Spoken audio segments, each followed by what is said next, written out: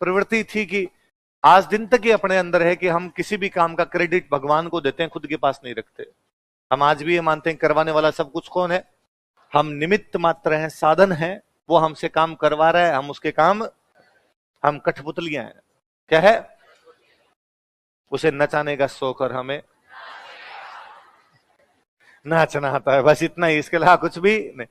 बाबा रावल से भी कोई पूछता कि क्या तुम मेवाड़ के राजा हो? अरे नहीं साहब, इतनी कहां औकात, राजा एकलिंग जी। राजा कौन है? तो तुम, मतलब प्रधानमंत्री हूं, उसका दीवान हूं। कौन हो? दीवान। या वित्त मंत्री कर लो, पैसे टक्के का जो हिसाब रखे आपने पढ़ते, मूणोत नैण सिंह महाराजा जसवंत सिंह का क्या था? दीवान। तो अपने यहां तमाम राजा खुद को राजा नहीं मानते। राजा किसको मानते? भगवान को, और खुद को उसका क्या मानते? तो बीकानेर के राजा से कोई पूछता कि यार तुम यहाँ के राजा हो गए? नहीं साहब, यहाँ के राजा लक्ष्मीनाथ है। कौन है? तो तुम कौन हो? साहब पैसे टक्के के हिसाब ले रहे हैं, टैक्स लेते हैं हम, तो उनके क्या है? दीवान। कोई सिरोही के राजा से पूछता कि यार तुम तो राजा लगते हो, सिंहासन पर बैठते हो। साहब बैठा ही हूं, बाकी मैं तो दीवान जी हूं। राजा सारणेश्वर महादेव है। कौन से महादेव है? कोई जयपुर वालों से पूछना करे, नहीं नहीं साहब, राजा गोविंद देव जी। राजा कौन है? हम तो उनके क्या है? वैसे मेवाड़ वाले कहते कि हम किसके दीवान है? तो बापा रावल ने कहना शुरू किया, बाद में बाकी वाले सारे कहते कि राजा हम नहीं है। राजा कौन है? एकलिंग जी। हम एकलिंग जी क्या है? दीवान। मतलब टैक्स जरूर हम लेते हैं, लेकिन हम तो राजा के नाम पे लेते हैं। और भाई राजा कौन है? एकलिंग। इवन बाकायदा सिक्कों तक पे लिखवाया करते थे, एकलिंग दीवान। क्या लिखवाते? कि हम एकलिंग जी की क्या है? दीवान। लिख लो। राजाओं में नहीं, मैं तो कहता हूं आज भी पापा के खेती अच्छी हो जाए अपने गांव में, और अपने पापा से कोई पूछ ले कि अरे इस बार तो शानदार खेती हुई, गजब मेहनत की। अरे नहीं साहब, राम जी दया है, राम जी राजी हो जाते तो। पापा का बिजनेस अच्छा चल जाए, कोई पूछे अरे बिजनेस शानदार चल रहा है, मेहनत करते हो आजकल तो खूब सारी, भगवती की कृपा है।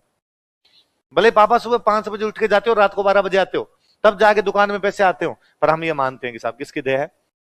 मैं तो कहता हूं आपका जब सिलेक्शन हो जाएगा, आप आरएस बन जाओगे, और अंदर ही अंदर आप राजू गैस, मजा आ गया। 12-12 घंटे पढ़ा था भाई साहब। शादी ब्याह में जाने भी मैंने बंद कर दिए थे, दोस्तों से भी ज्यादा बातचीत करता, डेली कोचिंग जाता, फिर आगे पढ़ता, तब जाके सिलेक्शन हुआ है। फिर भी आपसे इंटरव्यू लेने वाला पूछेगा कि आप अपनी सफलता का श्रेय किसे देना चाहेंगे? आपको पहले थोड़ा ही धीमे दे, जहां तक सफलता की बात है, अंदर से आप राजी हो, पर उसके सामने राजी। ये तमाम ईश्वर की कृपा, माता पिता के आशीर्वाद तथा मेरी मेहनत से संभव हो पाए। आप ये नहीं कहोगे कि भाई साहब हटाओ, पढ़ा था पढ़ा, कोई दया और कृपा नहीं होती साहब। आप नहीं जानते क्या हालत हो गई थी। एक टाइम खाना मिलता, एक टाइम नहीं मिलता, तो तब जाके सिलेक्शन हो पाते हैं। कोचिंग जाना पड़ता डेली डेली, जो पढ़ाते वो याद करना पड़ता, तब जाके सिलेक्शन हुआ। 2-2-3-3 साल तक वहां लाइब्रेरी में बर्फानी बाबा बन के बैठे हुए थे। आप कहते हो कि सब किसकी कृपा से भाई? भगवान की कृपा से। तो हम आज भी, आप अपनी तमाम आरतियां सुनिए, अपनी आरतियों में लिखा हुआ है मैं मूर्ख खलकामी। हमने हर आरती में खुद को मूर्ख का है, हमने कहा हम मूर्ख हैं, गधे हैं, हमें कुछ भी आता। हे ईश्वर तुम सद्बुद्धि दो, तुम कुछ भी दो ताकि हम सीख सकें। इसलिए हमारी पुरानी तमाम किताबों में राइटर का नाम नहीं लिखा हुआ है। जो भी पुरानी किताबें उसमें राइटर में अपना नाम है, उसने कहा मैं मां सरस्वती की कृपा से इसको लिख रहा हूं। मैं कौन? अल्लाह जाने। जिसने पेंटिंग बनाई उसने पेंटर का नाम नहीं लिखा, उसने लिखा है कि मैं ईश्वर की कृपा से यह पेंटिंग बनवा रहा हूं, मैं नहीं लिख के गया।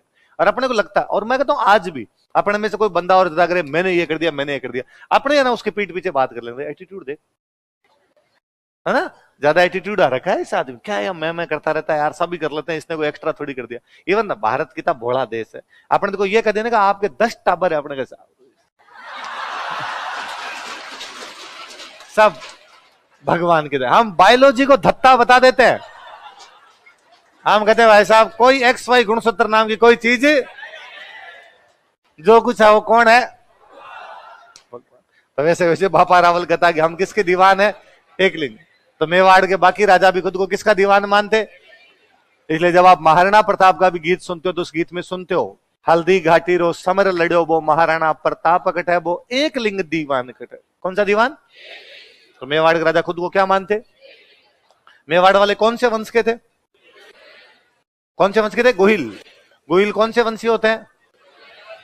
इसलिए बापा रावल ने चित्तौड़ में एक सूर्य मंदिर बनवाया था। कहां पर सूर्य मंदिर बनाया? लेकिन बाद में किसी ने वो तोड़ दिया होगा, मंदिर आक्रमण होता है, आक्रमणों में मंदिर टूट जाया करते, तो किसी ने उस सूर्य मंदिर में लाके कालिका माता की मूर्ति लगा दी। किसकी मूर्ति लगा दी? तो अब तो वो कालिका मंदिर है, लेकिन बापा रावल जब उसको बनवा के गए थे तो वो किसका मंदिर था? तो दो सवाल बनते हैं, एक तो बनता है कि चित्तौड़ का सूर्य मंदिर अब क्या है, या यह सवाल बनता है कि चित्तौड़ का कालिका मंदिर वास्तव में क्या था और उसका निर्माण किसने करवाया था। लिख लो, चित्तौड़ में सूर्य